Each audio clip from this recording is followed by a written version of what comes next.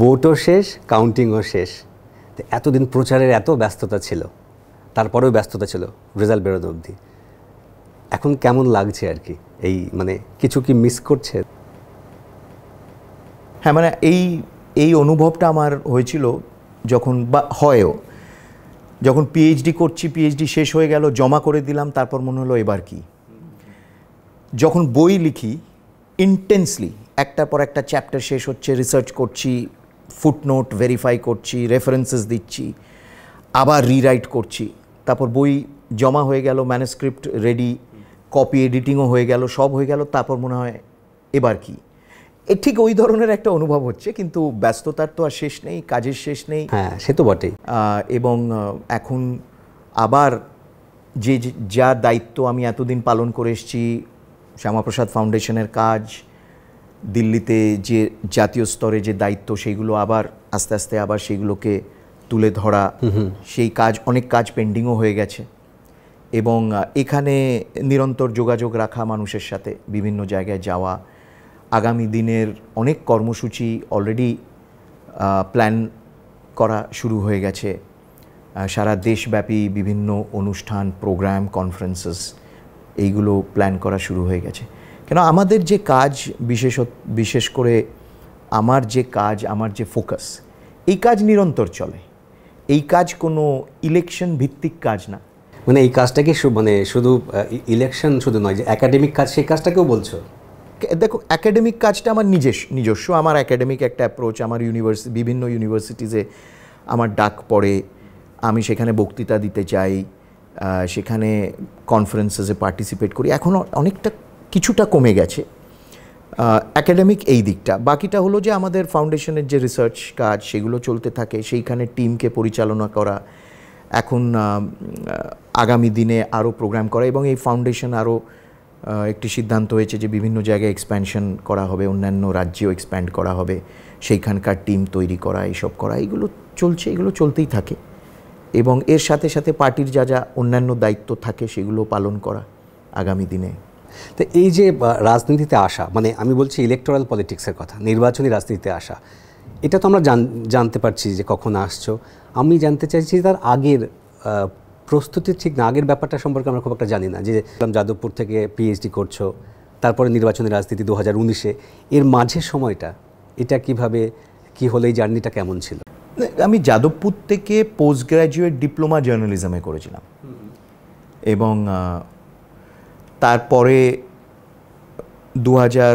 তারপরে বেশ কয়েক বছর পর আবার সেই যাদবপুরের সাথেই আমার একটা লিঙ্ক চিরকাল থেকে গেছে, যাদবপুর বিশ্ববিদ্যালয়ের সাথে। কেননা যাদবপুর বিশ্ববিদ্যালয়ের প্রতি আমার একটা বিশেষ আবেগ।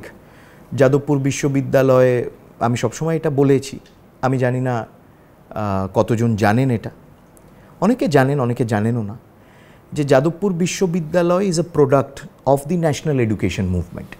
আচ্ছা। এবং এই ন্যাশনাল এডুকেশন মুভমেন্টের যে এক অর্থে বলা যেতে পারে যে আপহোল্ডিং যে প্ল্যাটফর্ম বা বডি, সেটা was the national council of education, আচ্ছা, বেঙ্গল। সেই ন্যাশনাল কাউন্সিল অফ এডুকেশন কিন্তু এখনও রয়েছে, একেবারে একটি পরিবর্তিত শেপে, it's in a changed structure, কিন্তু ওই ন্যাশনাল কাউন্সিল অফ এডুকেশন। এবং সেই ন্যাশনাল কাউন্সিল অফ এডুকেশন যখন ন্যাশনাল কলেজ শুরু হয়, স্বাধীনতা সংগ্রামের একেবারে স্বদেশী আন্দোলনের পিকে, শ্রী অরবিন্দ বরোডায় তার চাকরি ছেড়ে এবং খুব কম মাইনেতে, মানে এটা লেট 19th সেঞ্চুরির কথা হচ্ছে। হ্যাঁ, একদম 1906-এ শ্রী অরবিন্দ চলে আসেন বরোডায়। উনি 1893 সালে বরোডাতে গায়কোয়াড়ের সার্ভিসে ঢোকেন, বিলেত ফেরত। এবং 1893 থেকে 1906 উনি বরোডাতে ছিলেন, দীর্ঘ এত বছর। বরোডাতে তিনি শুধু অ্যাডমিনিস্ট্রেশন না, গায়কোয়াড়ের খুব ক্লোজ সেক্রেটারি হিসেবে কাজ করেছিলেন, কিন্তু তিনি বিশেষ করে শিক্ষক এবং শিক্ষকতাও, সেখানে শিক্ষা পরিচালনা, শিক্ষকতা, এগুলো সব তিনি বরোডাতে করেছিলেন। আজকে যে এমএস ইউনিভার্সিটি, যেটা বরোডাতে বলা হয়, মহারাজা সায়াজিরাও ইউনিভার্সিটি, এমএস ইউনিভার্সিটি, সেই এমএস ইউনিভার্সিটি তখন বরোডা কলেজ ছিল। এবং সেই বরোডা কলেজের অ্যাক্টিং প্রিন্সিপাল শ্রী অরবিন্দ ছিলেন। সেই বরোডা কলেজে তিনি পড়িয়েওছেন। আজও তার সেই কক্ষ যেখানে তিনি বসতেন, সেই রাখা রয়েছে এখনও বরোডাতে, ওই এমএস ইউনিভার্সিটিতে। তো সেই জাতীয় শিক্ষা আন্দোলন, শ্রী অরবিন্দ, বিপিনচন্দ্র পাল, গুরুদেব রবীন্দ্রনাথ ঠাকুর, শ্রী ভগিনী নিবেদিতা এবং আচার্য সতীশচন্দ্র মুখার্জি, যিনি প্রথম মানে সুপারিনটেন্ডেন্ট ছিলেন কলেজের, বেঙ্গল ন্যাশনাল কলেজ, এবং শ্রী অরবিন্দ ছিলেন প্রিন্সিপাল। তো এই Jadavpur is a part of that legacy, Jadavpur university. সেসব সময় আমার একটা লিঙ্ক থাকে। আমি পিজি ডিপ্লোমা করে তারপর পিএইচডি করি যাদবপুর বিশ্ববিদ্যালয়তে, এবং পিএইচডিটা শ্রী অরবিন্দের ওপর ছিল। অরবিন্দের শিক্ষা ভাবনা, শিক্ষা দর্শন, এবং তার শিক্ষা ভাবনা, শিক্ষা দর্শন এবং জাতীয় শিক্ষা আন্দোলনে শ্রী অরবিন্দের অবদান, এবং বিশেষ করে এই শিক্ষা ব্যবস্থায় মানে খুব অদ্ভুত লাগে যে সেই সময়, it's a very interesting angle, সেই সময় যারা ধরুন এই জাতীয় আন্দোলনের, স্বাধীনতা সংগ্রামের নেতৃত্ব দিয়েছে, স্বদেশী আন্দোলনের নেতৃত্ব দিয়েছে, পরবর্তীকালে এরা সবাই মানে বলা যেতে পারে ম্যাক্সিমাম তাদের কিন্তু একটা শিক্ষা ভাবনাও ছিল। এবং আমি বলতে পারি যে ভারতের স্বাধীনতা সংগ্রাম এমন একটা মুভমেন্ট, যে স্বাধীনতা সংগ্রাম পলিটিক্যাল মুভমেন্ট হচ্ছে, তার সাথে সাথে একটা প্যারালাল এডুকেশন মুভমেন্টও হচ্ছে। এবং সেই জন্য আমরা পরবর্তীকালে দেখি যে এক অর্থে বলা যেতে পারে Visva Bharati, Santiniketan is a part of that. Gujarat Vidyapith, যেটা গান্ধীজি স্থাপন করে, is a part of that. এই প্রসঙ্গে আমরা এই কথাটাও বলতে পারি যে ইন্ডিয়ান ইনস্টিটিউট অফ সায়েন্সের যে স্থাপনা হয়েছিল, বিবেকানন্দ সেই কথা বলেন জামশেদজি টাটা। অ্যাবসলিউটলি, মানে যখন স্বামীজি যাচ্ছেন বিদেশে, এবং সেই একই জাহাজে তিনি ছিলেন, এবং পরবর্তীকালে কিন্তু তারপরে তখন কার্জন ওটার অনুমোদন দেয়নি প্রপোজালটার, তারপর অনেক কাঠখড় পুড়িয়ে সেখানে ভগিনী নিবেদিতা প্লেড এ রোল, এবং কিভাবে তারপরে ওটাকে পারসু করা। এবং জামশেদজি টাটা পরে স্বামীজিকে লেখেনও যে আমি চাইছি আপনার মতন একজন যিনি এটাকে লিড করতে পারেন। এবং ভেরি ইন্টারেস্টিং যে ইন্ডিয়ান ইনস্টিটিউট অফ সায়েন্সের কোর্টের মেম্বার বহু বছর শ্যামাপ্রসাদ মুখার্জি নিজেও ছিলেন, এবং ওনার অনেক চিঠিপত্র, নথিপত্রে, কাগজে লেখা রয়েছে তিনি যাচ্ছেন, ব্যাঙ্গালোর যাচ্ছেন মিটিংয়ের জন্য সেই ইন্ডিয়ান ইনস্টিটিউট অফ সায়েন্সের। আমাদের এই শিক্ষা আন্দোলন, জাতীয় শিক্ষা আন্দোলন, এর মধ্যে যে আমাদের একটা আবার we need to recover our scientific spirit and temper, our capacity, আমাদের একটা নতুন শিক্ষা ভাবনা, শিক্ষা চিন্তা দিতে হবে স্বাধীন ভারতবর্ষে। এই চিন্তা ভাবনাগুলো অনেক আগে থেকে করছে আমাদের। কে এম মুন্সি যেমন ভারতীয় বিদ্যাভবন যে স্থাপনা করেছিলেন, তার এই উদ্দেশ্য ছিল। তিনি আবার শ্রী অরবিন্দের ছাত্র ছিলেন বরোডায়। কে এম মুন্সির ভুলে গেছে যেহেতু তিনি অনেকে এখন, কিন্তু এই যে ভারতীয় আমরা কি শ্রী অরবিন্দকে মনে রেখেছি সেইভাবে বাংলাতে রাখেন, আর এইটা it is a huge setback of our education system. এটা কেন বলে তো মনে হয়? আমার মনে হয় যে দেওয়ার বায়াসেস। ধরো যারা স্বাধীনতা পরবর্তীকালে ভারতকে পরিচালনা করেছে, তাদের একটা বিশেষ দৃষ্টিভঙ্গি ছিল, তাদের একটা বিশেষ আইডিওলজি ছিল, এবং সেই আইডিওলজিতে কিছু কিছু মানুষের ব্যক্তিত্বের স্পেস ছিল না।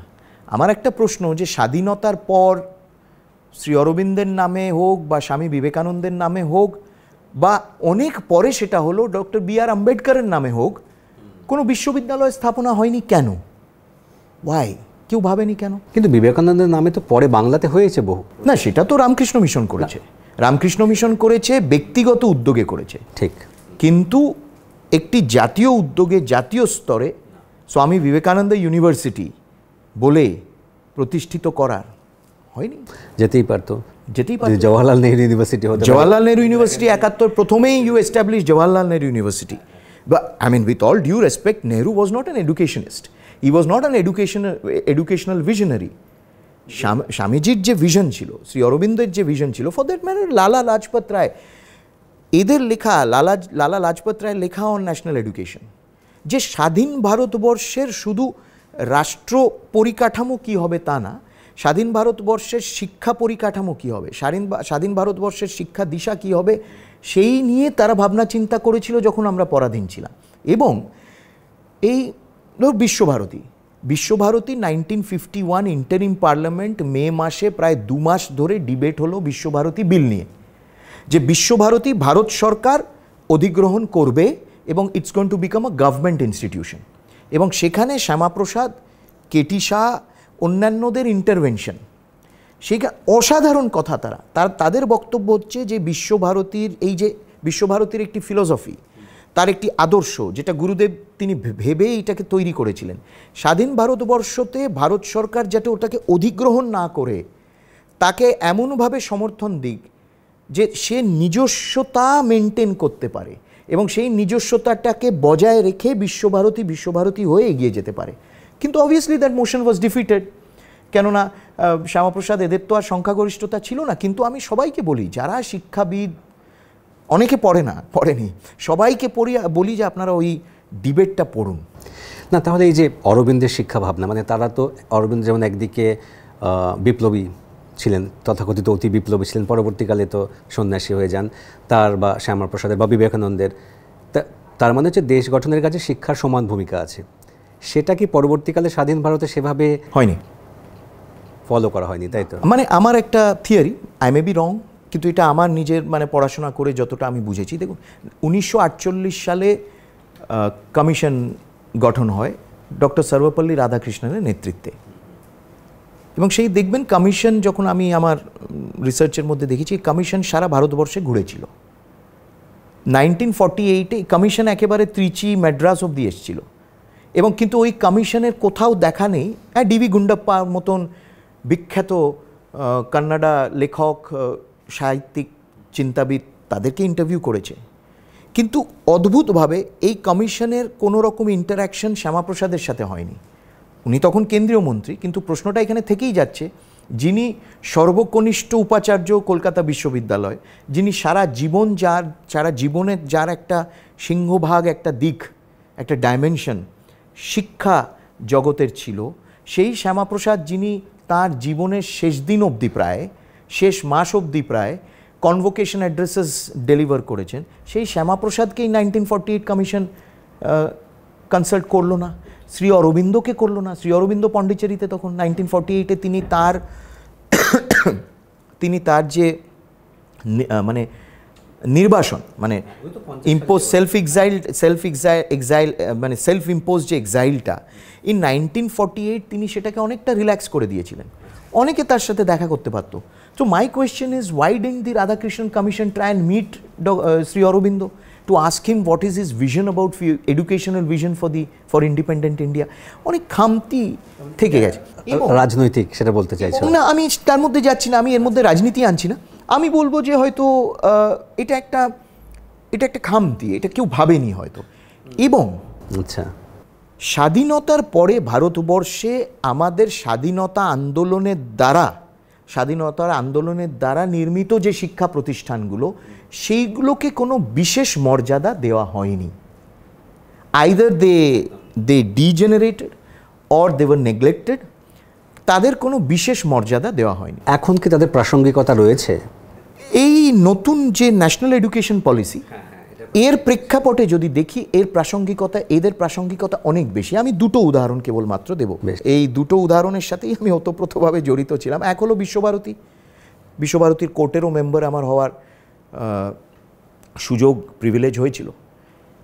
গুরুদেব তার শিক্ষা চিন্তা ভাবনায় গত 100 বছর যদি আমরা দেখি, তিনি যা শিক্ষা পদ্ধতি নিয়ে বলে গেছেন, যেভাবে সেই শিক্ষা পদ্ধতি তিনি সেখানে বাস্তবায়িত করেছেন, আজকে ন্যাশনাল এডুকেশন পলিসি বলি, আজকে সারা পৃথিবীতে এই যে শিক্ষা নিয়ে যে একটা চিন্তাভাবনা নতুন করে হচ্ছে, অনেকে বলে কি করে আমরা কেমব্রিজ, বাকালোরেয়া, এইসব যে হচ্ছে, এই যে চিন্তাভাবনাটা ন্যাশনাল এডুকেশন পলিসিতে, যে ভাষার ওপর জোর, সংস্কৃতির ওপর জোর, ইন্টারডিসিপ্লিনারির ওপর জোর, এই সব শিক্ষা ভাবনা চিন্তা কিন্তু আমরা দেখি। একটা উদাহরণ গুরুদেব সেই সময় বিশ্বভারতীতে, আরেকটা হলো শ্রী অরবিন্দ তার লেখার মাধ্যমে পরবর্তীকালে পন্ডিচেরিতে যে শ্রী অরবিন্দের নামে যে শিক্ষা প্রতিষ্ঠান শ্রীমা প্রতিষ্ঠিত করেন, যেখানে আমিও পড়াশোনা করেছি, এবং যেটা প্রতিষ্ঠা করার একটা খুব মুখ্য ভূমিকা শ্যামাপ্রসাদ নিজে পালন করেছিলেন। সেই পুরো শিক্ষা ব্যবস্থাতে free progress, in the sense that I can choose the subjects I want to study, I can choose the teacher I want, এবং কোনো বোর্ডের কোনো বাধ্যকতা নেই। আমি একদিকে একটা প্রশ্ন করছি এখানে, এই যে খুব সম্প্রতি ঘোষণা করা হয়েছে নেট পরীক্ষা নিয়ে, যে বিষয়ে মাস্টার ডিগ্রি থাক না কেন সে পিএইচডি অন্য যে কোনো বিষয়ে করতে পারে। এটা কি আমরা বলতে পারি যে সেই একেবারে এই ইন্টারডিসিপ্লিন, এইটাই আমি বলছি যে আমাদের মধ্যে, আমাদের সত্তার মধ্যে তো বিভিন্ন ডাইমেনশন থাকে। সেটা ডিগ্রি দিয়ে বাঁধবো কি করে আমরা? কেন বাঁধবো আমি, কেন? এবং সেই ডাইমেনশনগুলো ডেভেলপ করার সুযোগ দেওয়া উচিত শিক্ষার মাধ্যমে। সেখানে ইন্টিগ্রাল এডুকেশনের কথা, ওই শব্দটা ইন্টিগ্রাল এডুকেশন, ইন্টিগ্রাল যেমন মানে কোঠারি কমিশন বলি না, কোঠারি কমিশন, কোঠারি তখন ছিলেন ইউজিসির চেয়ারপারসন।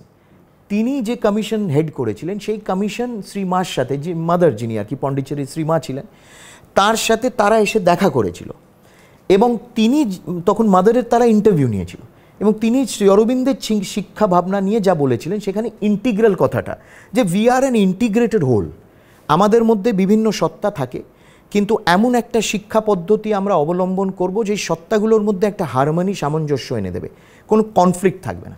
এবং আমাদের বিভিন্ন ট্রেন্ড থাকে, আমাদের বিভিন্ন অ্যাপটিটিউডস থাকে, আমাদের বিভিন্ন ইন্টারেস্ট থাকে।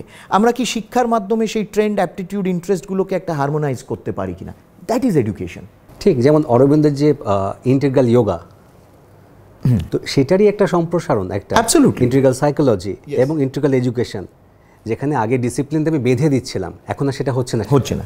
তো আমার মনে হয় যে সেই জন্যে ধরুন জাতীয় শিক্ষানীতি যেটা, এটা আমরা যখন বলি একবিংশ শতাব্দীর ভারত, এবং আরেকটা কথা আমার যেটা মানে ভাবলে খুব আশ্চর্য লাগে, এটা সত্যি যারা শিক্ষাবিদ, চিন্তাবিদ, তাদের ভাবা উচিত। এখন তো ঠিক আছে, সেই পর্ব আমরা, সেই ফেজটা আমরা পেরিয়ে গেছি, যে 3 দশক ধরে এই দেশে 1986 থেকে 2020 পর্যন্ত, 86-তে লাস্ট ন্যাশনাল এডুকেশন পলিসি হয়েছিল। এবং সবচেয়ে একটি খুব ইন্টারেস্টিং কথা, এখানে আমি একটা নাগেট দিই, ইন্টারেস্টিং কথা হচ্ছে 86 সালে যিনি ন্যাশনাল এডুকেশন পলিসি তৈরি করেছিলেন, ডক্টর কিরিট যোশী, এই ডক্টর কিরিট যোশী পুরো শ্রী অরবিন্দের শিক্ষা প্রতিষ্ঠান, শ্রী অরবিন্দের নামে যে শিক্ষা প্রতিষ্ঠান পন্ডিচেরিতে, তিনি প্রিন্সিপাল ছিলেন সেই শিক্ষা প্রতিষ্ঠানের বহু বছর। পরবর্তীকালে ভারত সরকার তাকে বিশেষ আমন্ত্রণ জানিয়ে স্পেশাল সেক্রেটারি এডুকেশন করে। সেই কিরিট যোশী 86-এ বানান। তারপর 2020-তে প্রধানমন্ত্রী নরেন্দ্র মোদীর নেতৃত্বে তার চিন্তাভাবনা এই জিনিসটা হয়। 3 দশক ধরে একটা দেশের, ইম্যাজিন, আমি বলি এটা 1986-এ পৃথিবী কী ছিল? একদিকে কোল্ড ওয়ার চলছে, সোভিয়েত ইউনিয়ন, আর একদিকে আমেরিকার এই একটা টেকনোলজিক্যালি তখন আমরা সবে কম্পিউটার্স আসছে, কোনো রকম কিছুটা স্পেস ট্রাভেল হয়তো হয়েছে, আমরা তখনও ফার মানে বিয়ন্ড আমাদের কানেক্টিভিটি। 3 দশকে কানেক্টিভিটির রেভলিউশন হলো, পৃথিবী পুরো পাল্টে গেল, জিওপলিটিক্স বদলে গেল, আমাদের অনেক রাষ্ট্রীয় পরিকাঠামো বদলে গেল, কিন্তু ভারতবর্ষের কোনো এডুকেশন পলিসি ছিল না। এ ভাববার বিষয়, যেখানে আমার মনে হয় প্রত্যেক 3 বছর রিভিউ হওয়া উচিত, প্রত্যেক 5 বছর হয়তো রিভিউ হওয়া, 3 বছর হয়তো শর্ট টাইম, প্রত্যেক 5 বছর রিভিউ হওয়া উচিত।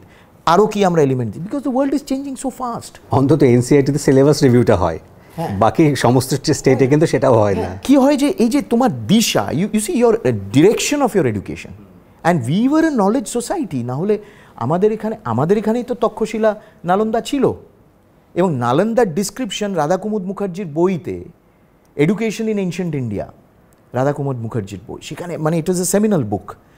সেখানে শিক্ষা নিয়ে তিনি যে ধরনের তিনি সেখানে লিখেছেন, we were such a rich knowledge society. তাহলে এই ইন্টিগ্রাল শিক্ষার একটা অংশ হিসেবে আমরা এটাও বলতে পারি, বহু ভাষার প্রতি যে আগ্রহ, যেটা তোমার ছিল, আছে, এবং বহু ভাষা, অনেকগুলো ভাষা তুমি জানো, কিন্তু তার পাশাপাশি যদি বিজেপির যে একটা নীতি বলে আমরা জানতে পারছি যে হিন্দিটাকে জাতীয় ভাষা করা হবে, এটার মধ্যে কোনো বিরোধ দেখতে পাও? না, এটা বিজেপির কোনো নীতি না, এই নীতি অনেক দিন থেকে, মানে কংগ্রেসের আমল থেকে। সেটা তো হয়নি 50 সালে যখন করতে চেয়েছিল সেটা। না, মানে বিজেপির কোনো নীতি না যে এটাকে রাষ্ট্রীয় ভাষা করা, আচ্ছা, কোনো ঘোষিত নীতি না। এক হচ্ছে you need to have a link language.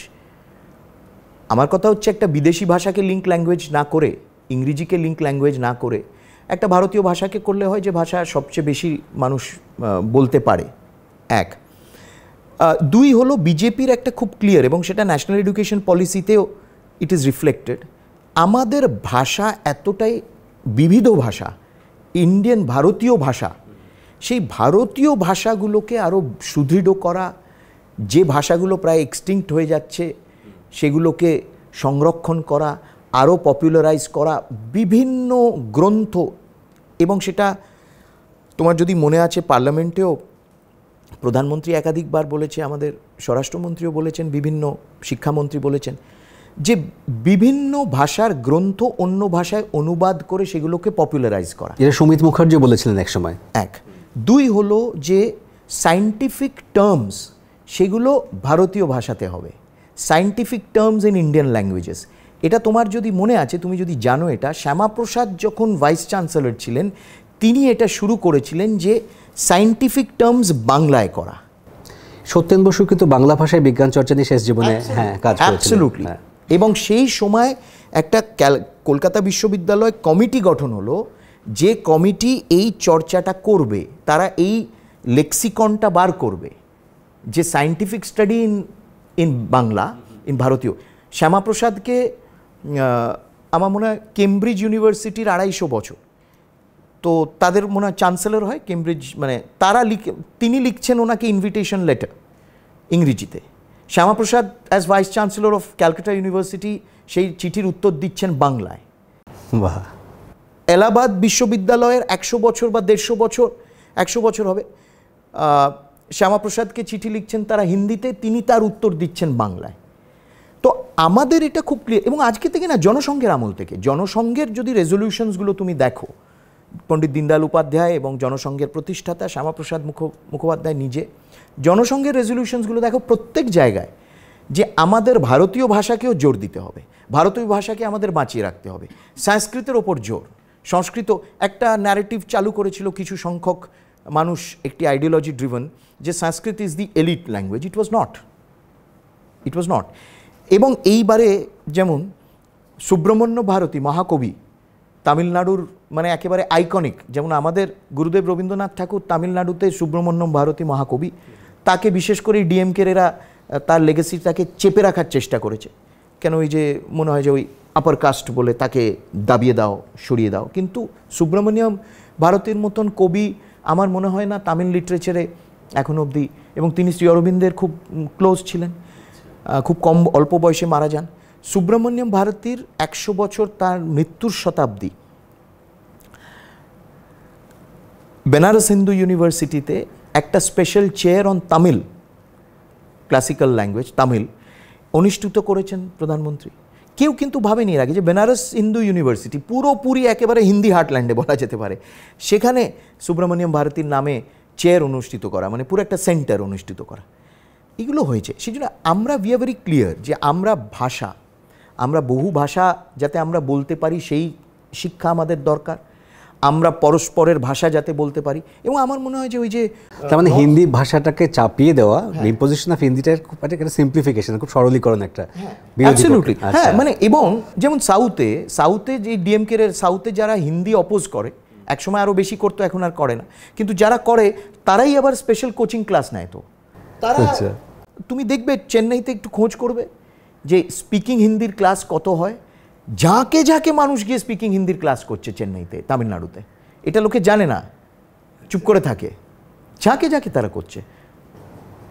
তা এই যে শিক্ষা ভাবনা, তোমার শিক্ষা ভাবনার কথা বলছি, শিক্ষা ভাবনার মাধ্যমে দেশের কাজ করা, সেখান থেকে ইলেকট্রাল পলিটিক্সে আসা কেন, মানে কিসের তাগিদে, বা ওয়াই পলিটিক্স যদি এইভাবে জিজ্ঞেস করা হয়, এটার কি উত্তর? এবং তারপরের কথা, কেন এই বিশেষ দলটি? দেখো, politics offers you naturally a much wider canvas, এবং সেটা একটা তো আশা, যেহেতু আমাকে পার্টি একটা বিশেষ আমাকে দায়িত্ব দিয়েছে, আমি আগে একটি গবেষণা প্রতিষ্ঠানের সাথে যুক্ত ছিলাম, তারপর অনেক ছোটবেলা থেকে আরএসএস এর সাথে যুক্ত, সেটা কলেজ জীবন থেকে তোমার? হ্যাঁ।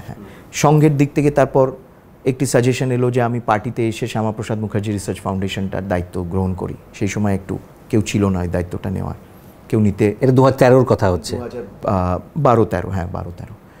তার আগে বহু বছর আমি আরএসএস এর সাথেও যুক্ত ছিলাম ছোটোবেলা থেকে, মানে কলেজ, ওই আর্লি ইউথ। তারপরে এবার politics obviously offers you much wider scope, wider canvas, যে মানুষের সাথে, একটা হচ্ছে মানুষের সাথে ডাইরেক্ট একটা ইন্টারফেস করা, মানুষের সাথে ডাইরেক্টলি এনগেজ করা at a level which you can't do elsewhere. এক। দ্বিতীয় হলো যে আমরা সিস্টেমের বাইরে থেকে কমপ্লেন করা উচিত না। যারা সিস্টেমের বাইরে আছে আপনার বাইরে থাকুন, আপনাদের মধ্যে থেকে আপনারা জিনিসটাকে ঠিক করুন, বাট দেন ডোন্ট কমপ্লেন। সিস্টেমের মধ্যে থেকে যেটা করতে চাই সেটা করা যেতে পারে কিনা। এখানে এটা খুবই একটা ইন্টারেস্টিং কোয়েশ্চেন, আমি জানি না কীভাবে কোয়েশ্চেনটা নেবে। সেটা হচ্ছে যে এই যে মানে একাডেমিশিয়ানের একটা যদি বলি একটা আরাম কেদারা, সেখান থেকে মানুষের মধ্যে নেমে আসা ইলেকট্রাল পলিটিক্স মানে তাই একটা। অন্যদিকে যদি অরবিন্দের দিকে তাকায়, তিনি কিন্তু একদম চলে যাচ্ছেন অলক্ষ্যে সবার বাইরে, ধরাছোঁয়ার বাইরে। অনেকে বলেন এটা একটা পলায়নকারী মনোবৃত্তি, হি ওয়াজ অ্যান এসকেপিস্ট, অনেকে সেটা বলেন। এবং তুমি তার অনুরাগী, তার দ্বারা তোমার জীবনে একটা খুব তার প্রভাব রয়েছে। তা অরবিন্দের ডিফেন্সে বলবো না, এই ব্যাপারটাকে যারা বলেন তার সম্পর্কে কি বলতে চাইবে? না, আমার মনে হয় এটা একসময় লেফটের একটা ন্যারেটিভ ছিল। এটা তারা যেমন নেতাজিকে কুইসলিং বলেছিল, গুরুদেবকে বুর্জোয়া বলেছিল, বুর্জোয়া কবি। আর লেফটের একটা খুব সুন্দর প্রেরোগেটিভ আছে, দে হ্যাভ দ্য লাক্সারি, যেটা আমাদের নেই। তারা এই সব বলে টলে তারপর বলবে ঐতিহাসিক ভুল হয়েছে, and then that is accepted, যে ঠিক আছে। They have the prerogative of abusing and of then saying it was a historic blunder. So well, we don't have that luxury. They don't give us that luxury. ও সারাক্ষণ মনে করিয়ে দেবে এই বলেছিলেন। আমরা যদি বলিও যে আমরা ভুল করেছিলাম, না বাকিগুলো ভুল, ঐতিহাসিক ভুল একটাই ছিল, জ্যোতি বসু প্রধানমন্ত্রী না। গুড দ্যাট ইউ কট ইট। 96-এ একটা ফাইনাল এবং সবচেয়ে বড় ঐতিহাসিক ভুল, বাকিগুলো শুধু ভুল। হ্যাঁ, তো এবার হলো যে আমি যেমন ভাবো, তার মানে labeling Aurobindo as an escapist was completely a left fabrication. It was a left, and it was some who wanted to calumnize Aurobindo, Sri Aurobindo. They wanted to. কিন্তু আমরা যদি এইভাবে দেখি যে স্বদেশী আন্দোলনের পর রবীন্দ্রনাথ ঠাকুর নিজেকেও সরিয়ে নিলেন জাতীয় আন্দোলন থেকে, এবং তিনি চলে গেলেন বোলপুরে। ঠিক। এবং তিনি সেইখানে শান্তিনিকেতন, বিশ্বভারতী ধরেই সারা জীবন থাকলেন। গুরুদেবকে তো কেউ বলে না এসকেপিস্ট। He was in the midst of the Swadeshi Andolon also. ঠিকই। এক। দুই হলো দিলীপ কুমার রায়, ধরো just for the sake of it, Dilip Kumar Roy. Dilip Kumar Roy never joined politics, but he was very close to Netaji. এবং এক সময় কেউ একটা বলেছিল শ্রী অরবিন্দকে যে দিলীপ কুমার রায় এত গান টান লিখছেন, এইসব করছেন, গান গাইছেন, why he doesn't enter into politics and be active there? তখন শ্রী অরবিন্দ লিখেছিলেন, I imagine poor Dilip in a prison. মানে একদমই, হ্যাঁ, যার যেটা স্বভাব এবং যার যেটা কন্ট্রিবিউশন, তাকে সেটা করে তার মাধ্যমেই এই দেশের কন্ট্রিবিউশন সে ম্যাক্সিমাম করতে পারবে। এবং কেউ ওটা প্রথমে বোঝে, কেউ পরিস্থিতির মধ্যে দিয়ে গিয়ে তারপর সেটাকে উপলব্ধি করেন। শ্রী অরবিন্দের ক্ষেত্রে সেটাই ছিল দ্বিতীয়টা, যে তিনি প্রথমে একেবারে শীর্ষ নেতৃত্বে ছিলেন। এবং আরেকটা ভুল মানুষ করেন, আরেকটা ভাবেন যে উনি আলিপুর জেল থেকে বেরিয়ে সোজা একেবারে চাঁদপাল ঘাটে গিয়ে নৌকা ধরে পন্ডিচেরি চলে গেলেন। হ্যাঁ, সেটাও একটা। আই থিঙ্ক দিস ইজ, যারা ইতিহাস চর্চা করে না বা জানে না, তিনি আলিপুর জেল থেকে বেরিয়ে এসে বঙ্কিম চাটুর্য স্ট্রিট, যেটা কলেজ স্ট্রিটে কৃষ্ণকুমার মিত্রের বাড়িটা এখনও রয়েছে, সেই কৃষ্ণকুমার মিত্রের বাড়িতে গিয়ে তিনি আগামী 1.5 বছর প্রায়, মানে 1909 সালে তিনি ছাড়া পেলেন ফেব্রুয়ারি মাসে, এবং তিনি এপ্রিল 1910 অবধি আবার এই বাংলায় কিন্তু রাজনীতি দাঁড় করানো, পুরো জাতীয় আন্দোলনটাকে দাঁড় করানোর চেষ্টা করেছে। আর তুমি ওই রাস্তাটা বুঝতে পারছো তো, মহাবোধি সোসাইটি যে রাস্তায়, প্যারামাউন্ট শরবতের দোকান যে রাস্তাটায়, ইউনিভার্সিটি ইনস্টিটিউট হল, এদিকে রয়েছে কলেজ স্কয়ারটা, এদিকে কলেজ স্কয়ার, ইউনিভার্সিটি ইনস্টিটিউট হল, কৃষ্ণকুমার মিত্রের বাড়ি, মহাবোধি সোসাইটি, প্যারামাউন্টের শরবতের দোকান, ওই গলি। তিনি সেখান থেকে পরিচালনা করলেন। তারপর ব্রিটিশ সরকার যখন দেখলো যে এবার একে কমপ্লিটলি তুলে ডিপোর্ট যদি না করা যায় তাহলে কিন্তু বন্ধ হবে না, and there was that final warrant issued against him, against which he then escaped. কিন্তু পন্ডিচেরিতে গিয়েও ওনার এজেন্ডা ছিল যে উনি কয়েক বছর, কয়েক বছর থেকে ফেরত আসবেন। সেটা আর হয়নি কেন? Because of his. এখানে আমার একটা নিজস্ব মানে টেক রয়েছে এই ব্যাপারটাতে, অরবিন্দের সরে যাওয়াটাতে। সেটা হচ্ছে যে তখন তো ব্রিটিশরা শাসন করছে, তো শৃঙ্খল তো শুধু বাইরে থেকেই হয় না, মনের যে শৃঙ্খলা, সেটাকে দূর করবে কে? উনি যে আবার নতুন করে এই যে revival of ancient Indian knowledge, সেটাকে অনেকেই কাজ করেছেন। রাধাকৃষ্ণন করেছেন, কেসি মুখার্জি করেছেন, কেসি ভট্টাচার্য করেছেন, রবীন্দ্রনাথ ছিলেন, বিবেকানন্দ ছিলেন, কিন্তু এদের অনেকেই একাডেমিশিয়ান হিসেবে কাজ করেছেন। উনি কিন্তু সেই ব্যাপারটা করেননি। উনি একটা নতুন ভাবে নতুন একটা সিস্টেম নিয়ে এলেন। তো সেটাও তো একটা খুব বড় কাজ। It was a revolution. মানে শ্যামাপ্রসাদ বলেন যে Shri Aurobindo was a revolutionary in politics and he was a revolutionary in yoga also. একদমই, এটা শ্যামাপ্রসাদের কিন্তু যে উনি রেভলিউশনারি থেকে হি বিকাম আ রেভলিউশনারি যোগী।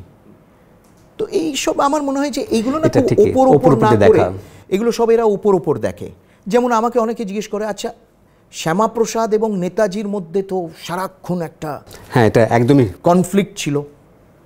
তো বাধ্য হলাম আমি লিখতে যে শ্যামাপ্রসাদ এবং নেতাজি সেই সমকালীন বাংলার রাজনীতি, ভারতবর্ষের রাজনীতি এই নিয়ে। তো আমার মনে হয় যে আমাদের we should have a long view. আমরা যারা ইন রেট্রোস্পেক্ট এইসব পার্সোনালিটিসদেরকে আমরা স্টাডি করছি, জাজ করছি বা দেখছি, we should have a long view. We should have a long view থেকে আমি শেষ প্রশ্নটা করছি। তুমি খুব স্পোর্টসেও খুব আগ্রহী ছিলে, সেই স্পোর্টসগুলো বেশিরভাগই হচ্ছে 100 metre run, long jump, weight lifting, যেগুলো খুব অল্প সময়ের জন্য করা।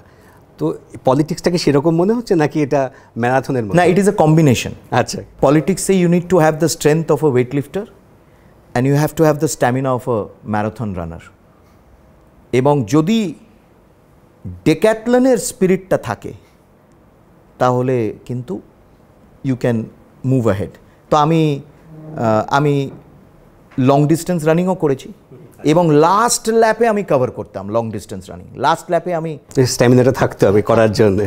আমি স্প্রিন্টও করেছি, আমি স্প্রিন্ট করে আমার রেকর্ড রয়েছে, so I have that stamina. আমি সমুদ্রে সাঁতার কাটতে খুব ভালোবাসি এবং কন্টিনিউয়াস কাটতাম। আচ্ছা, তার জন্যে ঢেউয়ের ঝাপটা খেতে হয় এবং সেই ঝাপটা সামলাতে হয়, ওটাও আমি খুব ভালোভাবে পারতাম সেই সময়। আর ডেক্যাথলন করেছি, ডেক্যাথলনে I have always done well. তো সবটাই মিলিয়ে এটা উড বি পলিটিশিয়ানের কাছে এটা একটা টেক অ্যাওয়ে হতে পারে, এই কথাটা শেষ অবধি। হ্যাঁ, মানে I am not an expert. আমি পাবলিক লাইফে সেই অর্থে তো আমার একটু অন্য প্রোফাইল সবসময় থেকেছে, কিন্তু যারা আমার এইখানে হচ্ছে my ideal has always been Syama Prasad, to a certain extent Shri Aurobindo, because উনি যেভাবে যখন নেতৃত্ব দিয়েছিলেন এখানে। কিন্তু শ্যামাপ্রসাদ যে একটা শিক্ষার ক্ষেত্র থেকে, একেবারে নিপাট একটা শিক্ষার ক্ষেত্র থেকে তিনি যেভাবে ঝাঁপিয়ে এলেন রাজনীতিতে এবং এই বাংলার নেতৃত্ব দেওয়ার জন্যে, কিন্তু সারা জীবন তিনি শিক্ষার ক্ষেত্রটাকে ছাড়েননি এবং রাজনীতিতে থেকেও সক্রিয়ভাবে থেকেও ছাড়েননি। এটা একটা কিন্তু উদাহরণ। এটাকে আমরা তোমার রাজনৈতিক দর্শন বলতে পারি। এই আজকে আলোচনার মধ্যে যেটা উঠে এলো, সবার একটা নিজস্ব ফোর্টে আছে, সেগুলো নেশন বিল্ডিংয়ের কাজে লাগানো এবং পলিটিক্স একটা ওয়াইডার স্কোপ দেয় সেটাকে ইমপ্লিমেন্টেশন। তো সুতরাং আমরা যারা চাই, যাদের মনে হয় যে আমরা কাজ করতে পারবো, রবীন্দ্রনাথের মনে হয়নি সরে গেছেন, অরবিন্দর মনে হয়নি সরে গেছেন, তাদের আসা উচিত তাদের ফোর্টেটাকে নিয়ে। সেটাকে একটা বলতে পারি যেটা ডক্টর অনির্বাণ গাঙ্গুলির একটা রাজনৈতিক দর্শন বা রাজনৈতিক দর্শনের একটা দিক। দর্শনটা কথাটা অনেক অনেক বড় হবে, একটা মানে সাম ভিউজ। দর্শন আমাদের দর্শন হয় না, দর্শন দার্শনিকদের হয়। এবং দর্শন যাদের হয়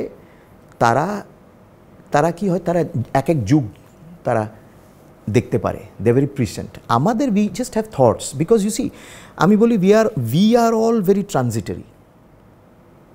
মানে এই আজকে আমরা যাদের নিয়ে কথা বলছি, আজ থেকে 100 বছর পরও তাদেরকে নিয়ে আমাদের পরে যারা আসবে কথা বলবে। আজকে আনন্দ কুমারস্বামীকে নিয়ে আমি যদি কথা বলি, শ্রী অরবিন্দকে নিয়ে কথা বলি, আজ থেকে 150-200 বছর পরও তাদেরকে নিয়ে মানুষ কথা বলবে, আমাদের নিয়ে বলবে না। সেই জন্য আমাদের দর্শন হতে পারে না, তাদের দর্শন রয়েছে। বাহ, এটা আমি এই যে কেসি ভট্টাচার্যের কথা বলতে মানুষ ভুলেই গেছিল, কিন্তু Swaraj in ideas and what is cultural subjection যে কেসি ভট্টাচার্য যে ডিসক্রাইব করছে ফার্স্ট লাইনে, কালচারাল সাবজেকশন বোঝা যায় না, পলিটিক্যাল সাবজেকশন বোঝা যায়, you can feel it, but you can't feel cultural subjection. এমনভাবে ভেতরে ছাড়িয়ে যায়, ঠিক। ও কেসি ভট্টাচার্যই দিতে পারেন। তাকে আবার নতুন করে রিভাইভ করছে জনার্দন গানেরই। হ্যাঁ, মানে সো ইটস ভেরি গুড। মানে শ্রী অরবিন্দ বলছেন, আমরা বলি unity in diversity, Shri Aurobindo 20-র দশকে যখন আর্য পত্রিকায় তিনি ধারাবাহিকভাবে foundations of Indian culture, essays on the Indian renaissance লিখছেন, দ্য রেনেসন্স ইন ইন্ডিয়া, তিনি টার্মটা ইউজ করছেন ডাইভার্সিটি ইন ওয়াননেস। আমরা বলি unity in diversity, he is saying diversity in oneness. Unity and ওয়াননেসের মধ্যে কিন্তু তফাৎ আছে।